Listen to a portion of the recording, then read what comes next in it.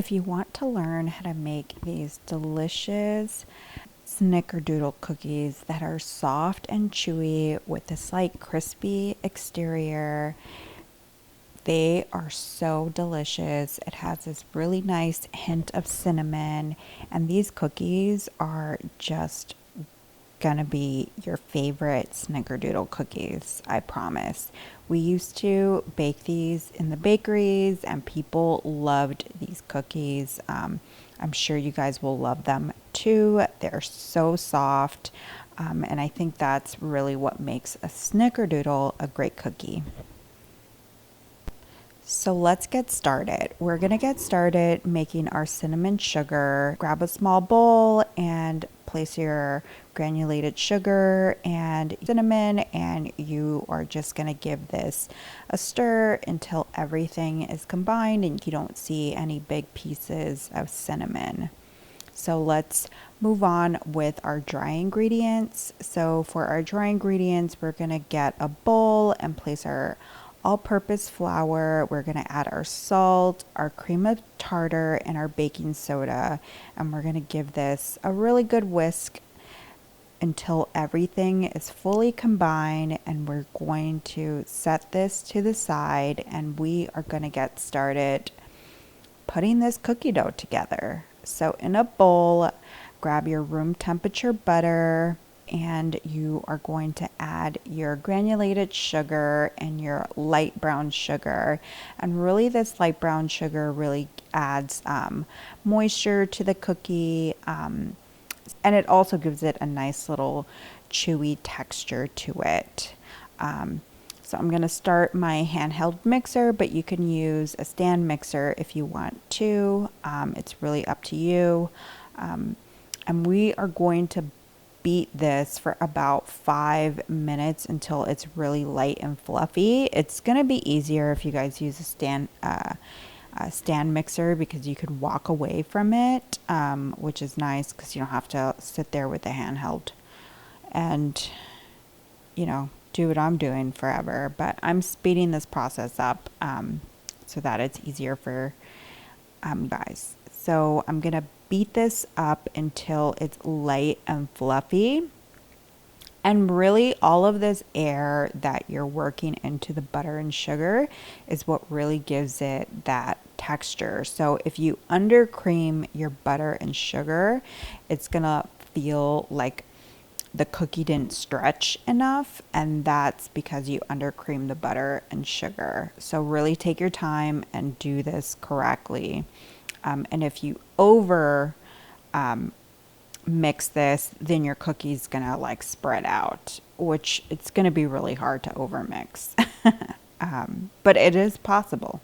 So once that you can scrape down, you know, when you're halfway through, just to ensure that there's no big lumps. But it's, you know, kind of easy when you're using the handheld mixer because it's getting into all the nooks and crannies. So it's been about 5 minutes, and as if you guys can see, this butter is really fluffy. It's definitely lighter in color, and it's soft. It's full of air, and this is what the texture that you want. And now we can start adding our eggs, and we're going to add 1 egg at a time and fully combine it, fully mix it in on low speed, and then work your way up to medium. And then once you see that egg is combined, you can add another egg, and same thing on low speed, and then bring it back up to medium until it's fully combined. And the vanilla, now we can scrape this down, and we are going to add our dry ingredients. When I add my flour, you can, if you're using a stand mixer, just go ahead and mix it on low. But if you're using a handheld, just mix it by hand, because the flour will fly everywhere, and you don't really want to overwork this cookie dough because then it gets tough. So once you add flour into,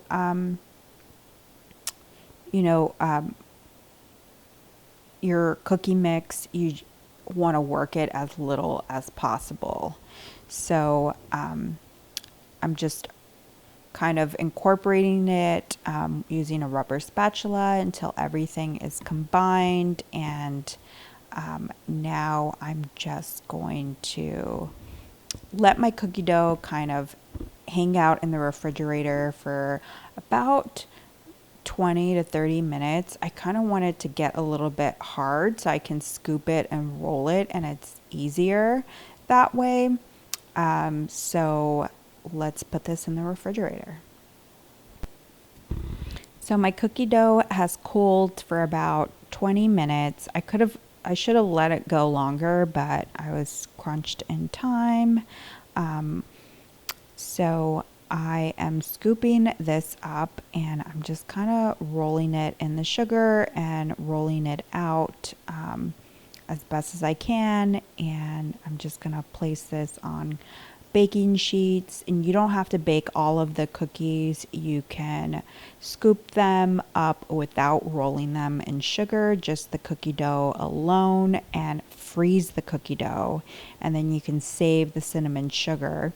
And when you are ready to bake them, just pull them out of the freezer, and how many cookies you want, whether it's 5 or 2, and from frozen, just let them thaw out for an hour or two, and then just roll it in that cinnamon sugar and bake it. And it's nice because you don't have to bake all the cookies. I'm just rolling them in the sugar and getting them fully coated, and scoop away is what I'm doing. So my oven has already been heating at 325 degrees. So it should be ready by now. And I'm going to bake these cookies for 10 minutes. And let's get the cookies in. So now that our cookies are finally baked and you can smell that cinnamon, I'm going to let them cool for about 5 minutes, and look at how they look. This is a perfect, cookie where it's not super flat and it's not super thick, because when it's really thick, then it's really dense. And when it's super flat, then it's too crispy. So if you want a perfect cookie, this is what it will look like. And let's bite into them, and they taste so good, guys. It's super buttery, and it has this great cinnamon note, and it's super soft and chewy. It has a crispy outside, so it's just the cookie. If you like snickerdoodles, you are gonna love this cookie. Everybody loved them in the bakeries. People would always buy bag full of them. So this is definitely a bakery style cookie. So I hope you liked this video, and if you guys have any questions, leave a comment below and I will answer them. I'll see you guys next time.